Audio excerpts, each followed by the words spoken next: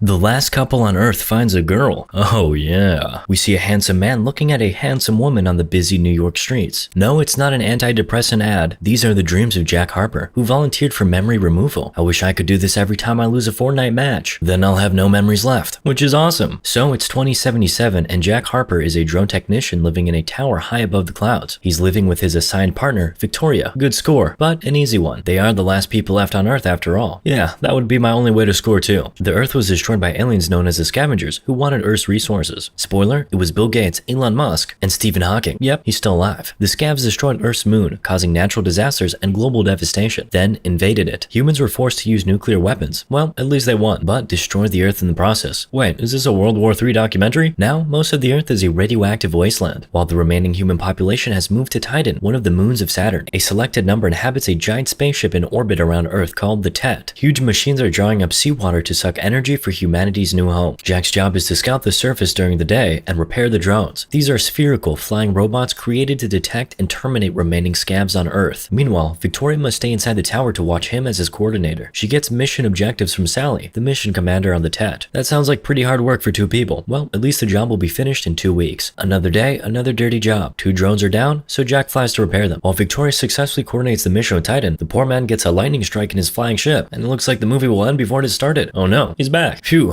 that would have been a short video. Jack finds a drone on what was the Super Bowl stadium and repairs drone number 166. Jack shares with Victoria what he read about the last Super Bowl game in 2017. He encounters a dog and spooks it away before drone number 166 fully recovers. Lucky one, the pup was almost killed. The aliens that were hiding all that time in the stadium have retreated. Uh-oh, someone is being watched. Meanwhile, Jack feels moody about leaving the Earth soon. He's a conservative and loves hanging around what was his home before the massive Chernobyl. Victoria here doesn't care. There are no shopping malls left on Earth. Jack takes his bike and searches for the last drone on foot, and he finds it in a sinkhole. Dangerous. While Jack goes in, aliens watch him from a distance. Now it's perilous. Jack goes inside what was the New York Public Library back in the good old days. He loses contact with Victoria, but found the drone. Oops, it's a trap. Jack gets attacked by scabs, but using his skills and pure luck, manages to escape. Not back in the library. With no gun left, Jack takes his pistol out and gets ready to get penetrated. But look who's that. Number 166 gets here right on time to save his human butt, destroying all the aliens. Jack gets out, managing to grab a random book before leaving the library. Don't forget to return it in a month. The book is full of poetry, something about Horatius. Darn, bad luck. I was hoping for Rich Dad, Poor Dad. Jack returns to the tower and gives Victoria a flower he found. Thanks, Jack. I'll throw it away now. Moody. Actually, she did it because there were some regulations, and they were only 2 weeks away from completing their mission. She doesn't want to touch toxic plants. Nah, she's just mad at you because you didn't close the cap on the toothpaste this morning. Classic woman moment. During the dinner, Jack shares his thoughts about aliens. It seems they weren't trying to kill him, but rather catch him, then clap him, or kill, possibly. But our boy is tired of Victoria being the only woman on Earth, so deep down, he probably wants it. Victoria fights for her man by having a sussy swim in the pool. It's a good attempt, but Jack keeps getting flashbacks of a mysterious girl he knew before the war. But no time for dreaming. A huge mushroom explosion is up on the horizon. Did the friendly CSGO players finally decide to strike us? Nah, just a water machine that exploded. Jack gets a beacon signal from the bombed out Empire State Building and goes there to investigate. They discover the signal's coded coordinates of nothing particular. Jack believes it's the work of scavs and cuts it. He then tells Victoria that he'll do some perimeter checks around the border where the radiation zone meets the safe area. Oh yeah, classic perimeter check. Dad used to do those too for years. Then I found out I got a brother named Juanito in Mexico. Jack visits his secret house by a lake in a lush green valley hidden away from view. Now I see why he doesn't want to go to Titan. He falls asleep chilling on the grass and awakens to see objects parachuted down from the sky. They crash land right on the coordinates from the transmission he saw before. He flies to investigate, although Victoria and the commander ordered him not to. He finds humans in Delta sleep pods scattered around the wreck, and one of them is the girl from his dreams. Look who's here, Mr. 166. He arrives and begins destroying all of the pods. Defend, not destroy. Guess they don't follow Asimov's rules. However, Jack manages to save a pod with his dream girl by acting as a shield, since 166 is programmed not to terminate him. The aliens watch from a distance. Jack takes the pod back to the tower where Victoria manages to wake the woman from deep sleep. The girl wakes up, vomits, calls Jack by his name, and falls asleep. And that's what my last club visit looked like. We find out the girl's name is Julia, and she's been sleeping for 60 years now, so she fell asleep before the war. Well, rise and shine, sleepy bird. The world is destroyed. Reminds me of when Jared Leto took a no-internet trip to the desert and came back to find the world in lockdown. Imagine his face. This actually happened, by the way. Anyway, Victoria is not happy at all. She smells competition. What can I say? When there are only 2 women on Earth, competition is indeed intense. Jack reveals he remembers Julia. Bad idea, you're only escalating the situation. They go to sleep, but Jack feels an itchy feeling somewhere and goes up to Julia. The girl says she needs to get to the ship, so Jack follows her orders like a pup, without telling Victoria. Oh, she's furious. After they receive the data recorder, Jack realizes they're surrounded by scavs. Too late. Boom. Unconscious. He sends the aircraft back to the tower tower just before passing out. When reporting to Tet, Victoria requests a drone scout in the missing area without actually saying what happened. Smart move. Maybe. Or maybe the call for backup would be a smarter one. Jack wakes up, tied to a chair. Suddenly, Morgan Freeman reveals himself and starts a monologue about the Earth, cosmos, black holes. Nah, just joking. He just reveals that the scavs are not aliens but humans, and drones are programmed to kill the remaining humans, not aliens. So humans have to wear alien costumes and imitate their voices to confuse the drones. And guess the worst news. The real aliens are inside the Tet. Shocker. The leader of the scav is actually the leader of the human resistance named Beach, and he needs Jack's help. That's a very unfortunate name, by the way. They have a stolen drone and 10 power cells from other drones they have brought down. They also scavenged the weapons-grade plutonium power cores from the wrecked ships, like the one Julia was on. Humans turned the stolen drone into a nuclear bomb, and now they hope to destroy the Tet with it. As a skilled drone technician, they hope for Jack's help to reprogram the drone. Great story, bro, but Jack still has doubts and thinks there are humans on Tet. Well, too bad. The not aliens aren't that patient, so they bring Julia and aim a gun at her. They almost shoot when the drone searching for Jack arrives. With problems, humans manage to take them down. Then, Beach releases Jack and Julia, saying that he will find the truth in the forbidden radiation zone. The two ride Jack's motorbike, but it runs out of fuel, so they hike to the Empire State Building, where Jack manages to signal to Victoria. She sends the aircraft to pick them up. While they're both waiting, Jack asks Julia who she is. Oh, you'll love it. Turns out they were both from the spacecraft Odyssey, and she is his real wife. Julia tells how they were standing together on this balcony when Jack proposed to her, and he clearly remembers it. They hug just as the aircraft arrives. Oh, Victoria sees it all. Jack and Julia fly to the tower, asking Jack not to report to Tet before arriving. What would an upset and jealous Victoria do? Of course, she messages Sally saying she and Jack are no longer an effect.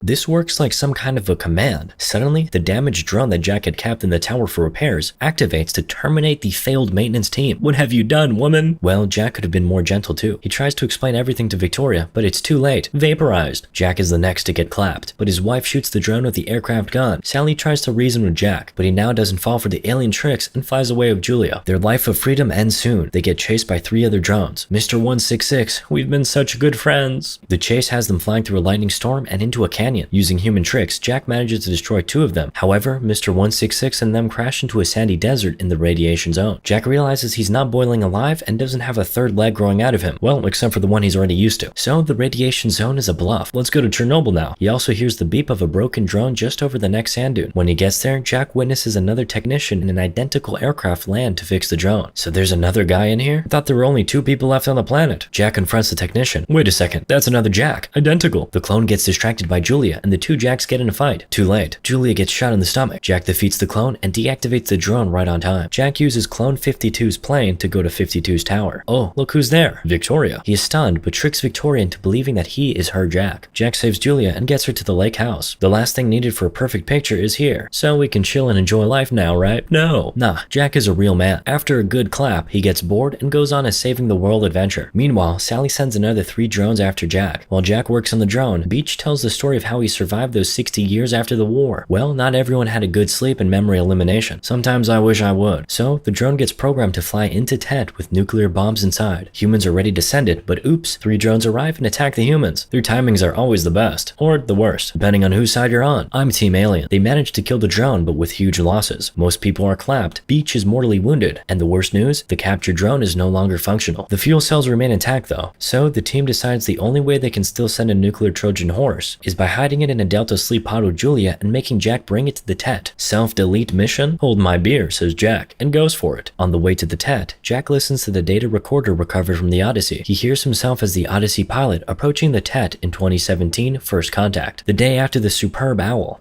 Super Bowl. Victoria is the co-pilot, and Julia is one of the crew members. They were being guided by the real Sally, a NASA lady. The memory gets interrupted by alien Sally, who asks why Jack is approaching the Tet. He plays along, saying he's delivering Julia as ordered. Works like a charm. We get a flashback again. The Odyssey began to accelerate uncontrollably towards the Tet. To save the crew and Julia, Jack released the back shuttle with the Delta sleep pods, so only he and Victoria headed towards the Tet. Back in the present, Jack is allowed to enter the Tet. The alien Sally is suspicious and questions Jack's motives for coming. It smells his lies and nearly destroys him, so Jack truthfully says he wants the human race to survive. Well, that ain't lies, right? Jack is allowed to proceed further inside to deliver Julia. We see a multitude of clones of himself and Victoria growing in pods. Jack opens the Delta sleep pod in the alien's presence, a large floating pyramid object with a red laser eye in the center. And look who's there, Morgan Freeman. Realizing this is a trap, the aliens summon drones to destroy them, but Jack and Beach detonate the fuel cells. Julia wakes up by the lake house and witnesses the tent explode spectacularly in the sky, and weeps. A beautiful way to save the world. 3 years later, Julia has a daughter and is living in the lake house. She and the daughter then see members of the human resistance. A figure then walks out of the crowd. Jack Harper 52. Moral of the story? Tom Cruise.